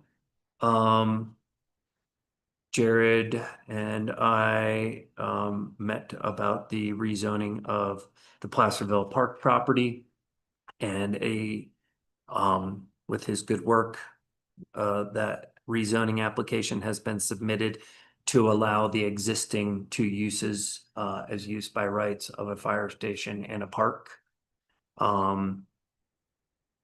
And that will be going to the Planning Commission in August and then to the commissioners after that, likely in September.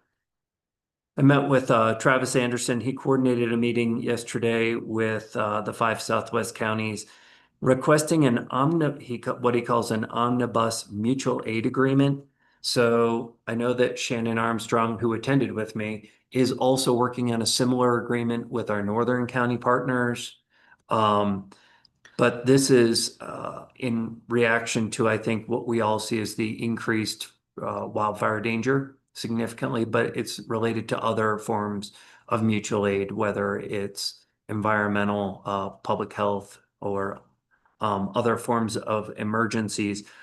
The significant changes under most mutual aid agreements, the requesting or the donating county requests mutual aid from a neighboring county, and that donating county, whoever comes to assist, provides the in-kind labor and equipment for a 12-hour period. And then after that, the requesting party is on the hook for any expenses. They're asking for a 48-hour mutual aid period, whereupon the donating county would incur any of the related expenses for those 48 hours. And then the requesting county would be on the hook after that. There's still some revisions that so initially I was concerned about our ability to assist our southern counties as well as the two native tribes that are in the southern part. But it is completely voluntary. You know, obviously, if they're under significant wildfires, we may also be in a similar situation and or working with our northern counties on other wildfire or emergencies. I just wanted to apprise you of this. I'll bring a draft of this agreement. Shannon is supportive of this, given that it is completely voluntary in nature. But I wanted to let you know that these two agreements are in process and will likely be brought to you for your consideration in the future, likely in July. Commissioner Gleason, based on what you just heard, do you have any questions or concerns? No, I don't. I think that could potentially be a very good thing. Yeah. Excellent. Steve Wolf is retiring from the Southwest Water Conservation. Oh, well, he's still requesting to meet to talk about the transition and their operation of Trout Lake as an augmentation source for numerous not only individual HOAs and areas within San Miguel County, but also we use for our Down Valley Park. And so I'll be meeting with him next week and I'll report back any items related to that transition. Likewise, Jenny Russell will meet with us. Obviously, we didn't have a commissioner meeting last week on the 10th. I was able to meet with Julie Constant at CDOT to ensure they follow up from the items of our Placerville meeting. They are initiating that speed study. They started or dropped material to construct a shoe fly around 60M as we continue to see traffic increase going up and down Valley, allowing motorists a safe bypass to cars that might be turning left on Silver Peak Road. We met with Hawk for the space planning, as we've already shared, for the Miramani building, looking at long into the future of how we can best allocate space. I attended the Region 10 meeting, and we're going to be closed this Friday for Juneteenth. Our work session on the 24th, we're going to be discussing the High Country Pass policy that is now in a final draft form. Obviously, it's a work session, so we're not asking for the board to adopt it. And we've discussed that this is not necessarily, it's a policy that will maybe amended year to year based off of situations like the repair that's happening on Tomboy Road and or significant snowpack. But the intent of this is to give the public and our local communities a better sense of when the passes will open, the order, and what controls or safeguards we will have in place as we do that work. We're currently working up on Imogene Pass as we speak, and it is anticipated that we'll be complete with our work by late next week. We're coordinating with the town of Telluride because we don't want to open the pass and have a significant amount of increased traffic while they're still trying to finish their water line replacement project at the bottom of Tomboy Road. I did go and inspect that on Sunday and shared my concerns back with town staff because there's a large hole in the ground. And they have metal plates, they are not flush, but I understand they're doing the best they can.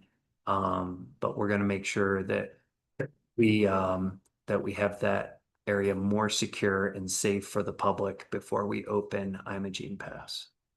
I do anticipate immediately thereafter, Black Bear Pass will be worked on, and that should be able to be open by July 4th.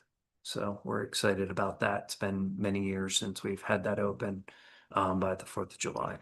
Can I just weigh in quickly? Please. And say that I heard props from Joan May and the town of Ophir around the coordination and communication from Road and Bridge with the Ophir Pass opening, and that seems to be working very well. And the gate up on top of the pass is also a really good safeguard, and the town of Ophir is really appreciating it.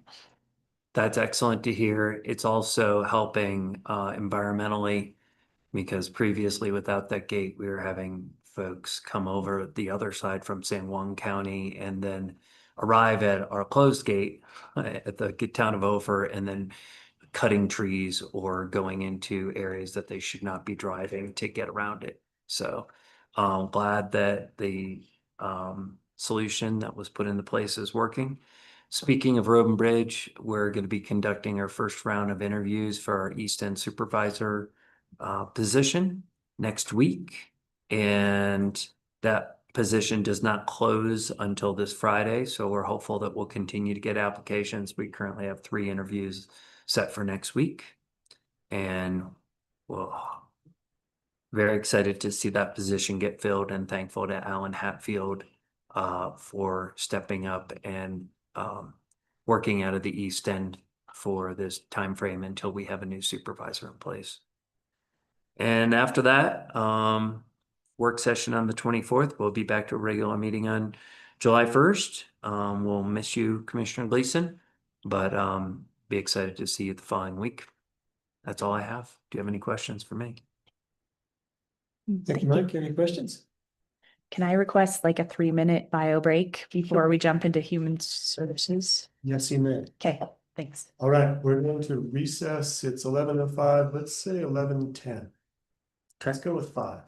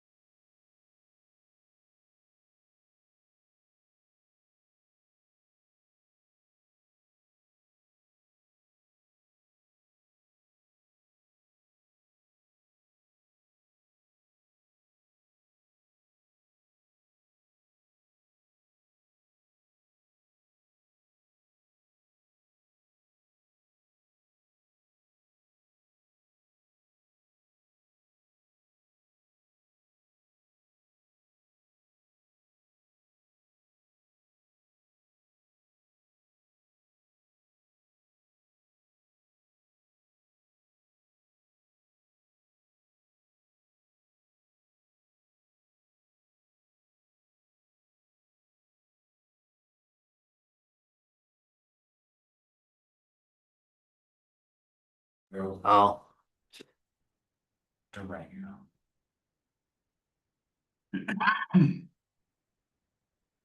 Okay. We are back. It is 11:11, and we are on to item 10, which is the commissioners sitting as the San Miguel County Board of Human Services, and Linnea Edwards, our Human Services Director, is with us to walk us through item A, which is a consideration of the chair's signature on the Department of Human Services balance sheet from March 2026, earned revenue and expenditures. March 2026, expenditures through electronic benefit transfers for April 2026. The check register for the month of February 2025. County allocation / MOE report for March 2025. And the 25 and 26 caseload reports. Good morning, Linnea.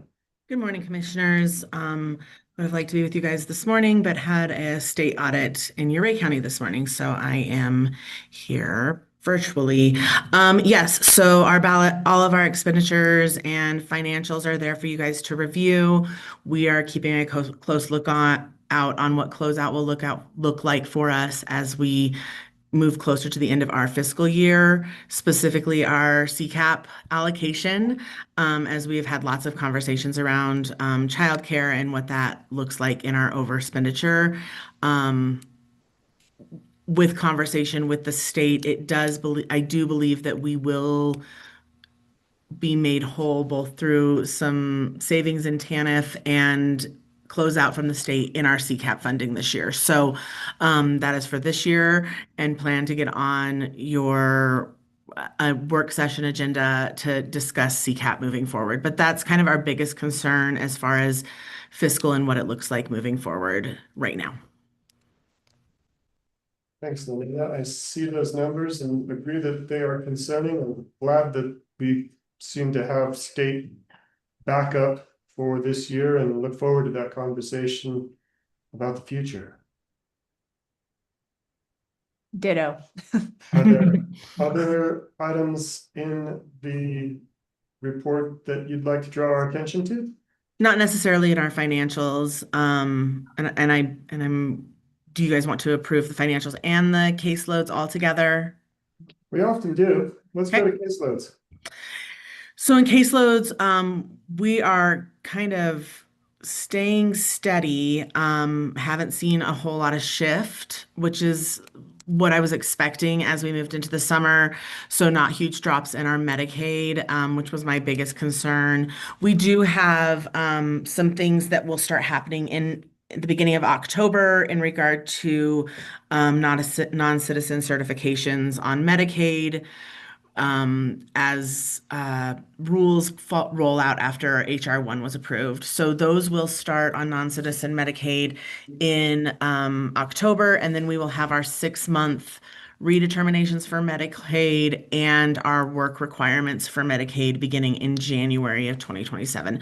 So we're prepping to see what that's going to look like as a workload increase, along with what that looks like, as our numbers and our citizens, what they're needing within the county. So I am keeping a close eye on that, especially after October. I will be able to understand a little bit more, and we're hoping that we don't see a huge drop off for our clients that are needing that medical service from our office. But again, we'll have some better understanding of what those will exactly look like as they roll out the policy and changes into our systems. All righty. Is there anything else that we should know? Not in regards to the financials or the caseloads. All right, then we'll pause here for a comment from Mr. Tooley, and then we'll consider a motion. I guess I have one kind of more like a comment rather than a question, Linnea, about Medicaid. I mean, our caseload numbers have dropped off, comparing July 2025 to May 2026. July was 610, May was 538. There has been kind of a trend in and declined caseloads. And, it's pretty hard to know exactly what the contributor is there. I kind of jumped to people have left the community, for various reasons, but I was wondering if you had any thoughts around that or had further insights. Yeah, so the 620 and then kind of down to the into the high 500s. Sorry, my into like last year, August, September, we were finishing the so the public health emergency drop off. So that was kind of the last trickles of that public emergency kind of when we ended, everybody was approved. Then in RETA terms, people that were approved would no longer be approved. So those numbers dropped dramatically over through the year of 2024 and then kind of finished in that third quarter of 2025. And so I think what we're seeing now is more where we've stabilized and what we're going to see kind of that that 540-ish area is probably where we're going to stabilize. Again, I agree. It could be that people are leaving the community. We also see some dramatic shifts over our on-season and off-season time periods. So, again, I'm trying to understand the trends of what's going on and how it's affecting those in our community. And I would agree, it could possibly be people leaving the community just because of cost of living, and hoping that those residents are, if they are leaving the community, are able to get services in their next community. And we're not losing them from the larger state numbers if they're really needing those services. So I agree. But I do think that first, like that second and third quarter of last year was that finalization of the public health emergency drop off. That's insightful. Thank you. Mhm. Mr. Tully? Doug Tully, I have some questions about the actual impact of the HR one, the big beautiful bill, the numbers of immigrants who are affected by those cuts, the number of folks who will be affected by the work requirements.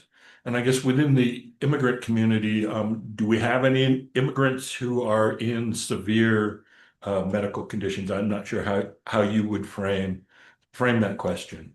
That will lose their medical care from these changes. Well, I had one more, and I'm losing that one too. Let's see if we can hear any answers to the first three. Yeah, so I think, I'm trying to think, there's some state numbers, Mr. Tully, on the expectation of what's going to happen with the non-citizen and impacts of HR1. I don't have it broken out into what it would look like specifically in San Miguel County. If that's asked by the board, I'm happy to bring those numbers or attempt to. And then the work requirements, again, those will happen January 2027. And again, there's kind of some state projections. And if asked, I'm happy to try to provide as close to a number in San Miguel County that I can as we work towards that. Thank you, Linnea. Commissioner Gleason, do you have an interest in requesting a forecast from Linnea, or are you content to wait and see? I don't know what I would do with that forecast number personally. I'd Right. shudder and I mean, I will say there's been some kind of reeling over this, specifically, sitting on the UMC board and trying to understand what this new work requirement and then, the citizen requirement piece is going to look like as far as affecting our residents, and then effectually how that will transpire to affect the local clinics. But I don't know at this point if actually like dedicating your time to honing in on those numbers is necessary right now, Linnea, but I know you are keeping your finger on the pulse holistically And at some point, I think Commissioner Brown had put out a request, perhaps giving a presentation to our local clinics as this rolls out could be really helpful to just share information and get on the same page as to how this is going to roll out and what it's going to look like. If that makes sense in regard to the question. Yeah. And I would have similar feelings, Commissioner. I think that I would love to sit down with Commissioner Brown and even our public health and just kind of discuss with our local clinics, whether that's, Telluride Medical or UMC, to discuss the impacts. There are significant impacts to HR1 in our local providers that are outside of human services that's occurring based on HR1. And so I think putting those two ideas together and seeing where the biggest impact is important as we move towards that. I'm not sure, not just my time, but I'm not sure the projection of numbers of what could be is going to be super helpful. I'm thinking it could be more helpful of once it's occurred, just to kind of track the trend is really where my thoughts are. Again, these are federal laws and federal changes that are happening, and we're fast and furiously trying to learn how to implement them within Colorado to meet the biggest need within our citizens across the state, and the state, especially healthcare policy and finance, or HCPF, is really having their thumb on what's going to be the best for the majority of the citizens within the state of Colorado. So I will continue to bring information about that as we gather it from our state partners who are really making those changes quick, fast, and furiously. Thank you, Linnea. Commissioner Gleason, unless you have other questions, I'd entertain a motion on 10A to approve the financial incentives. Just let report. Yeah, I move to approve the Department of Human Services balance sheet, March 2026 earned revenue and expenditures, March 2026 expenditures through electronic benefit transfers, April 2026 check register for the month of February 2025, county allocation, the MOE report, March 2025, and the 2025 and 2026 caseload reports. Second. All those in favor? Aye. Aye. All right, we are on to consideration of the memorandum of understanding amendment number 3 with the Colorado Department of Early Childhood to extend the term of the contract by 1 year. We have that extension contract in our packets. I read through it and did not see anything that gave me concern. Linnea, do you want to add any more information there, or Commissioner Gleason, do you have questions regarding this extension? No, my only question would be, Linnea, was there anything new or outside what has been in this contract in most recent years, or was it pretty standard? So the intention this year was to write up a new MOU for Department of Early Childhood and Human Services. That did not happen based on a lot of new rules and kind of the need to work through the JBC's budget constraints in the Department of Early Childhood. And so they made a decision at the state level to just maintain the MOU that we had the previous 3 years, continue it until they can really get in there. We had a big rule package passed this year, and so they're wanting to make sure that we stay the same while they're writing the rules. And then next year, it's my understanding we would have a new MOU that outlines new rules. Okay, thanks. I remember there was mention of that, and I was curious, kind of still being new, if this was new to the commissioner's seat with this. Thank you. That's helpful.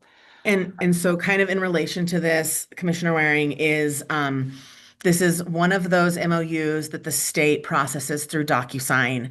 And so they have sent it to me for review, and then the state sends it on to the signing entity. So once I review it, it will be sent via the state's DocuSign to you for approval. Well, it's already in my inbox, with a second reminder, so. Okay, perfect. Unless you have concerns, I'm inclined to go ahead and sign because otherwise it expires and we have to push more buttons. Did you have a chance to review the contract? Yes, Are you content with it? I am. Okay, great. In that case, I entertain a motion. Yeah, I move to approve the memorandum of understanding amendment number 3 with the Colorado Department of Early Childhood, extending the term of the contract by 1 year. Second? All those in favor? Aye. Aye. Right, on to 10C, consideration of the chair's signature on the State of Colorado Department of Human Services contract for the Colorado Department of Economic Security, Division of Economic and Workforce Support. So in short terms, this is our contract with TANF, so Temporary Assistance for Needy Families. You will see in this contract, we have yet to have numbers in it because we have not received our allocation. However, this specific contract has to be signed prior to the end of the month. And we won't see our allocation probably for another week. And they have already asked that we return these as quickly as possible. There is nothing new in the relation between the agreement between the county and the agreement with economic security. The format is different. That's why it's 60-ish pages. And so the format is different this year. They made a decision to kind of give out a bunch of information instead of just that one-pager MOU that we were doing previous.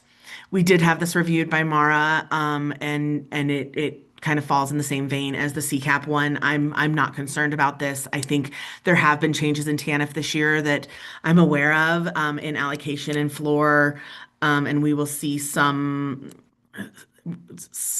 changes in that. However, I know that for our TANF pieces, we have typically underspent TANF and continue to remain to have our reserve of $100,000, which is the meaningful minimum reserve.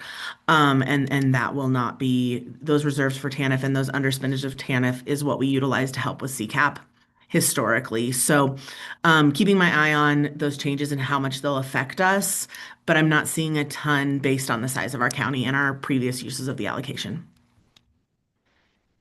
Thank you, and thank you, Maura, for wading through that document with a careful eye. I will confess that I got to about page 47 and my attention started to flag. But knowing that both you and Linnea have given it careful scrutiny, I am content. Commissioner Gleason, if you were the same, I'd entertain a motion. I am. Yeah, I perused through it, but I appreciate knowing that you gave it the eagle eye, Maura. So I move to approve the chair's signature on the State of Colorado Department of Human Services contract for the Colorado Department of Economic Security, Division of Economics and Workforce Support. Second, all those in favor? Aye. As well, motion carries. And I would note again, Commissioner Waring, that this is the same process as the CCAP MOU. I believe I haven't reviewed this one, so once I review it, it'll come to your inbox via the state's DocuSign. I will be ready. Okay, thank you very much. I appreciate you guys' time and approval of these. Our pleasure. Good to see you. Have a You great too. afternoon. Thank you. You too. Linnea. Thank you, Linnea. Thank you, Commissioner. All right, Commissioner Gleason, we are on to updates, and you mentioned that you had some. I'm all ears. Okay, yeah, hang on, let me Okay. grab my notes here. Okay, so on the 4th, I moseyed over to Nucla to the San Miguel Power Association annual meeting and elections. It was really well attended and super fun.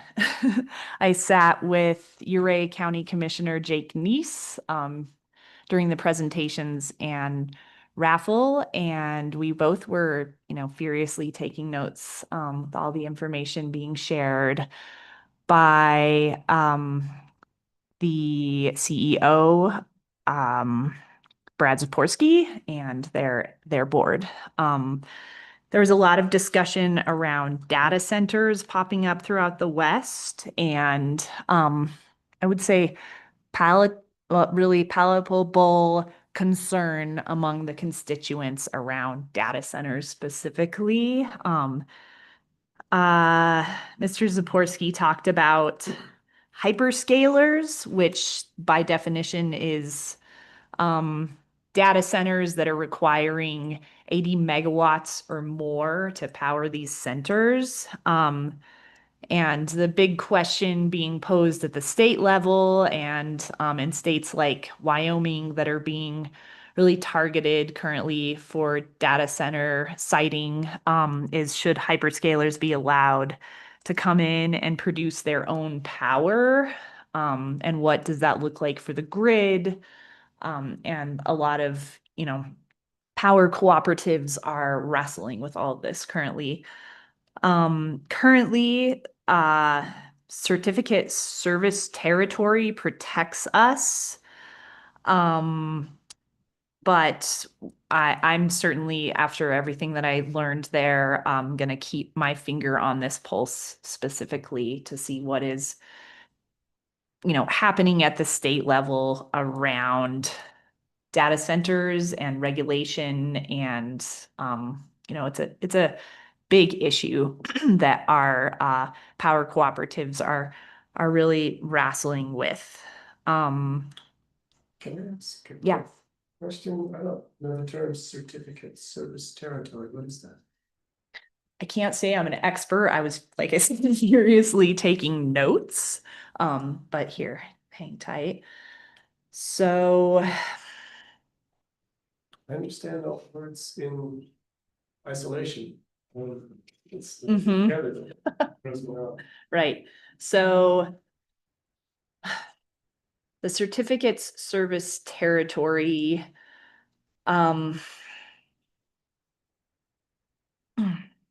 as I understood it, basically there's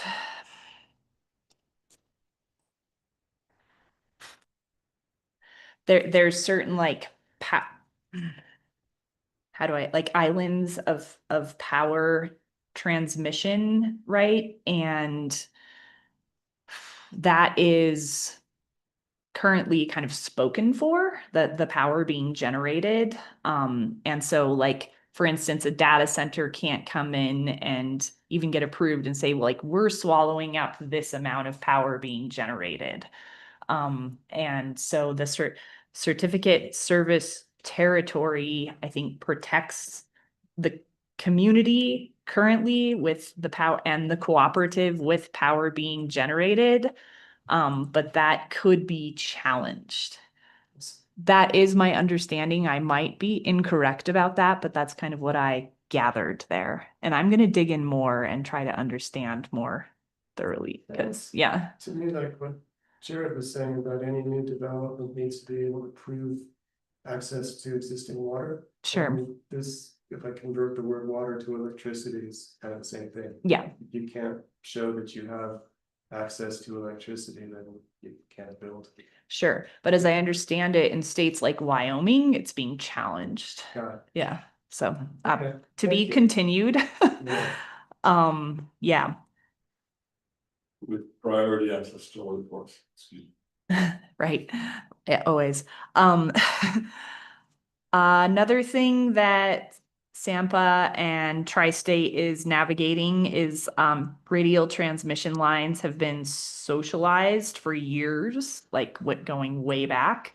But in 2029, the settlement agreement is expiring. And so Tri-State is going to need to go to court to try to fight this and uphold radial transmission lines. So radial transmission lines are like kind of the arterial lines going out to rural communities. So like there's the main grid transmission lines transecting the state, but then these radial transmission lines are going out to our rural communities serving power.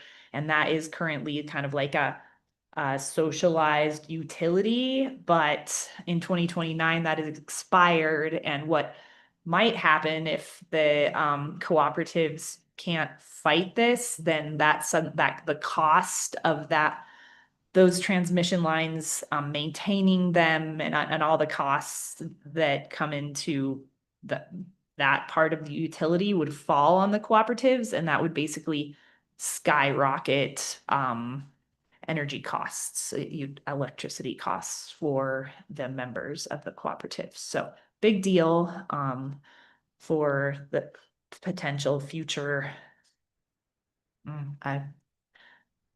viability cost to the membership. That was shared and certainly on the high list of priorities for Sampa and Tri-State.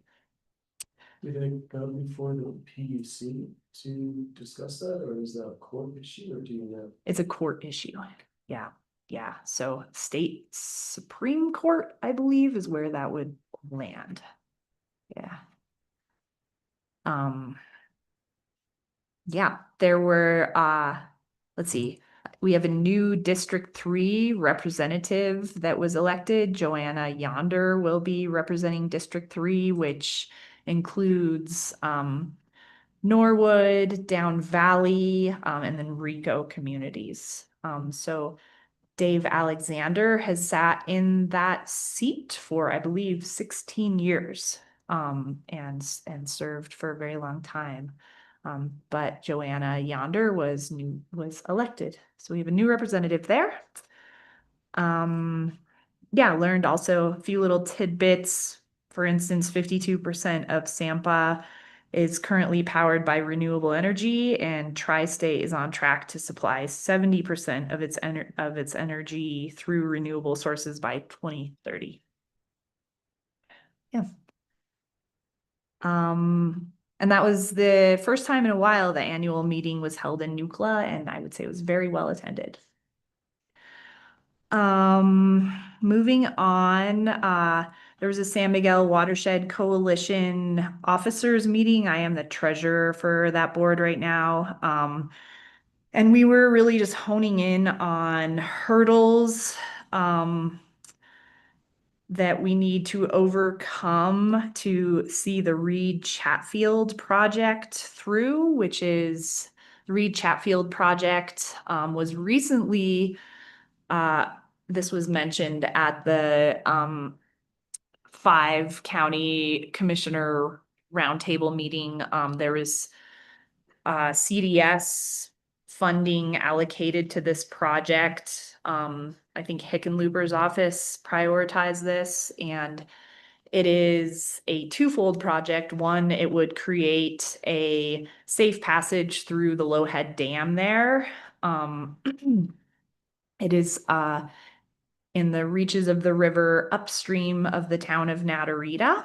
So it would allow for native fish population to pass through that Lowhead Dam. And then it would also make repairs to a water pipeline that the diversion that pulls water out of the river right there, the water is diverted in a pipeline down to the town of Natarita, and that infrastructure is really dilapidated. That we are looking at photos of it, and there's holes in it. It's a lot of water loss. And so it would really benefit the town of Natarita for raw water delivery and upgrading that system. But there's some hurdles to overcome. So that was pretty much the topic of that meeting, is trying to figure out how to work through those issues, because as it stands right now, there's been state funding fully allocated, and now with this potential, I mean, CDS funding is always, can't totally count on it, but if it were actually allocated, it would fully fund that project right now. I attended the SMART meeting as the alternate, and there was the request for extension of a lease to Telluride Gymnastics was approved for another year, but they're hoping, Telluride Gymnastics is hoping they won't need the space for that entire year. They're working on their space down Valley, but that was unanimously approved. And then SMART board member and Telluride Town Council person Ashley Story Van Sprecken reported on her trip to Europe, where she was on the Leitner Homa of America Euro tour and checked out gondola and tram systems throughout the Alps with hopes to gain better understanding of the current technologies that exist for the future gondola project here. And it was very informative. I learned a lot about gondola systems and how the technology has evolved, and yeah, it seemed like time really well spent. She gave a great report. Let's see. In November is the 10-year SMART anniversary, and there was a call to action for ideas from the board on what that celebration should and could look like. And the next meeting is set for July 23rd, which is per request of David Averill, because he's going to be out of town. And so the normal, I believe, like second Thursday, whatever that is, of July 3rd didn't work for him. The date of July 23rd seemed to work for most. So that's the next upcoming SMART meeting. Got it, thank you. Appreciate it. Appreciate you pinch-hitting it.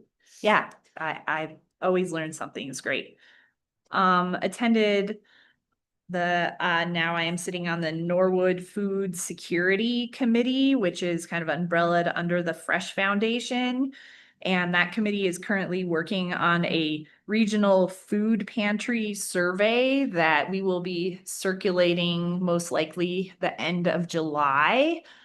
And that's going to go out to all the regional food pantries to just get a better idea of client needs and why clients are choosing to go to certain pantries at any given time, and if their needs are being met, and just really trying to collaborate with all of the regional pantries, including West End Family Link, the Norwood Food Pantry, the Telluride Food Bank, and the Ridgeway Food Pantry. So I think we'll be able to collectively get a better idea of the needs and what services are being offered and how to improve services regionally, and just in the kind of spirit of more collaboration among all of the organizations. Let's see. I got a call from Steve Hale from Chavano Conservation District. And this drought is not surprisingly, but understandably really affecting local agricultural producers, specifically ranchers. And Chavano would like to offer a working lands drought resources workshop. And so I'm gonna help facilitate making that happen. I reached out to Montrose County, and it sounds like Montrose County is on board to help cost sharing with this potential event and cross promotion as well. And this would be focused on West End communities, and CSU Extension. I talked with Annika Christensen, and she is really enthusiastic about wanting to get involved and potentially bring in a couple of CSU professors to speak and just share resources. So I think this is going to happen the second week in August. I actually preliminarily reserved the livery in Norwood, so we would have that space to utilize. But this is just being baked up within the last couple of days. But I think it could be a really good thing to try to support our local producers, and also bring in a captive audience and share some of the resources available, including the PEZ program. And I think producers are opening their, there's some more willingness currently to try some different practices and methodologies based on a pretty cruxy, environment out there right now. It's dry and dusty and invasive weeds and prairie dogs are running rampant and it's not pretty.